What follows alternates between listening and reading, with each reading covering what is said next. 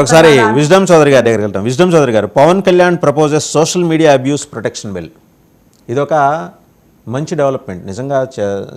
ఈ bill propose చేసినప్పుడు దాని మీద ఆ డ్రాఫ్ట్ ముందర దాని మీద సుదీర్ఘంగా చర్చ జరగాలి. ఈ ప్రభుత్వం దాన్ని ఆమోదిస్తే రాష్ట్రంలో ఒక మంచి వాతావరణం ఏర్పడే అవకాశం ఉంటుంది కదా. ఏంటంటే మనకు రాజ్యాంగంలో ప్రాథమిక హక్కులు, వ్యక్తిగత స్వేచ్ఛ ఇవన్నీ ఉన్నాయి. అయితే మన ప్రాథమిక హక్కులు, మన వ్యక్తిగత స్వేచ్ఛ కోసం అని చెప్పి ఎదటోళ్ళని ఇబ్బంది పెట్టే రకంగా మాట్లాడటానికి ఆ స్వేచ్ఛ లేదు అనేది ప్రస్తుతం ముందు గుర్తించాలి. మనం అందరూ తెలుసుకోవాలి. ఇక్కడ ప్రధానంగా ఏంటంటే ఈవేళ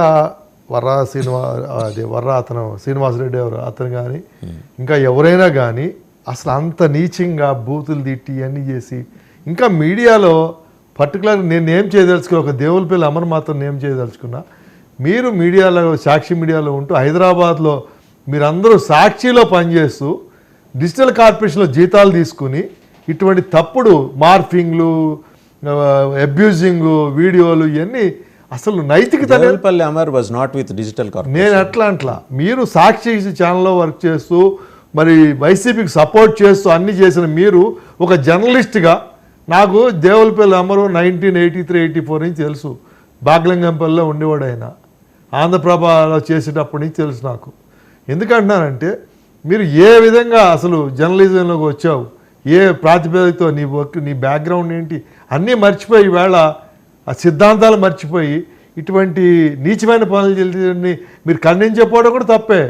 కురుసభలో భీష్ముడు తప్పేదే కదా. భీష్ముడికి ఎందుకు చావు వచ్చింది? దాని మూలంగానే కదా. నేనేమంటున్నా అంటే ఒక చెడు కార్యాన్ని ఖండించకపోవడం కూడా తప్పే సభ్య సమాజంలో. కాబట్టి ఇవాళ ఇవాళ ఎవరైనా కానీ జర్నలిజంలో ఉన్న ప్రతి వాళ్ళు కూడా ఇంత నీచంగా మరి వాళ్ళు చేయటాన్ని ఎవరో కూడా మీరు ఇవాళ బయటకు వస్తాయి. నాకు ఇది గవర్నమెంట్ వచ్చిన మరి నేను వేరే టీవీ డిబేట్లు ఇవన్నీ వచ్చినాయి. ఓ లిస్ట్ ఇచ్చారు. సాక్షి దాంట్లో పనిచేసే ఓ 40 మంది ఈ లిస్ట్ ఇచ్చి వాళ్ళకి ప్రభుత్వంలో ఏదో చోట జీతాలు ఇచ్చి ఇక్కడ పని చేయించుకుంటున్నారు అనేది మొత్తం లిస్ట్ వచ్చింది. అప్పుడు 50,000 60,000, ఇప్పుడు 70,000 అంటున్నారు. కానీ ఏమైనా కానీ అది చాలా అనైతికం. మరి దాని మీద వాళ్ళు they have to pay the. నేనైతే పవన్ గారు అయితే సీరియస్ గా ఉన్నారు. డిప్యూటీ చీఫ్ మినిస్టర్ డెఫినెట్గా ఉండాలండి. ఎందుకంటే కాదు దానికి పార్లమెంటరీ సాంప్రదాయాలు. మరి ఇప్పుడు ఏమవుతుందంటే ఇవాళ సమాజంలో మనం ఇంతకుముందు మాట్లాడుకున్నాం 78, 83 అంతకుముందు కానీ హుందాగా ఉండేది సభలో కూడా.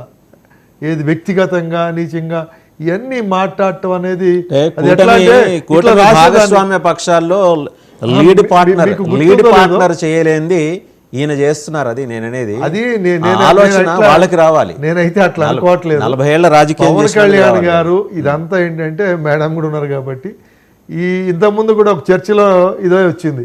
ఇది అనిత గారి విషయంలో వస్తే నేను అన్నాను పవన్ కళ్యాణ్ గారు మాట్లాడింది నిజమే, ఆయన కరెక్ట్గా ఒక ఉద్దేశంతో మాట్లాడతారు. ఆ ఉద్దేశం అనేది మొత్తం బయటకు వచ్చినాయి. అంతేగాని అంటం మూలంగానే ఈవేళ సోషల్ మీడియాలో చేసిన యాక్టివిటీలు, పోలీసులు వీళ్ళ నిర్లిప్తత, వాళ్ళ మీద చర్యలు అన్నీ బయటకు వచ్చినాయి. ఎందుకంటున్నానంటే ఆమె ఎంతవరకు ఏంటనే దగ్గర ఒక స్ట్రాటజీస్ ఉంటాయి. పవన్ కళ్యాణ్ గారు చంద్రబాబు గారితో చర్చించకుండా ఇవన్నీ చేస్తారని నేనైతే భావించట్లా. అదంతా కూడా ఒక ఇందాక చెప్పారు నాయుడు గారు జోడెద్దులు, అదేంటంటే దే ఆర్ లివింగ్ టుగెదర్, కలిసి ప్రయాణం చేస్తా ఉన్నారు. కాబట్టి ఏంటంటే దీన్ని మాత్రం అరికట్టకపోతే మాత్రం భవిష్యత్ తరాలకి అంటే అసెంబ్లీలో మంచి సుదీర్ఘమైన చర్చ జరగాలి. అలాగే బిల్లు రావాలని నేనైతే వ్యక్తిగతంగా కోరుకుంటున్నాను, సమాజం తరఫున కూడా కోరుకుంటున్నాను. Thank you very much Wisdom Chowdary గారు, సురేంద్ర నాయుడు గారు, పాదయాత్ర వెంకటేశ్వర రెడ్డి గారు, అలాగే శివపార్వతి గారు, అందరికీ ధన్యవాదాలు. సో చూసాం కదా, లోక్సభ మాజీ సెక్రటరీ జనరల్ పిడిటి ఆచార్య గారు చాలా స్పష్టంగా ది వైర్లో ఒక కథనం రాశారు. అది చట్టం కాదు, ఏదో